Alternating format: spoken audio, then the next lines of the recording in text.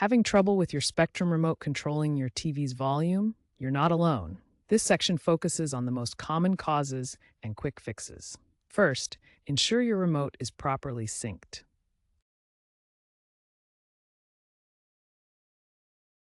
CEC, or Consumer Electronics Control, allows your Spectrum box to control your TV's volume via HDMI. CEC enables your Spectrum box to control TV volume through the HDMI cable, eliminating separate remotes. To enable CEC on Samsung TVs, navigate to Menu, then General, then External Device Manager.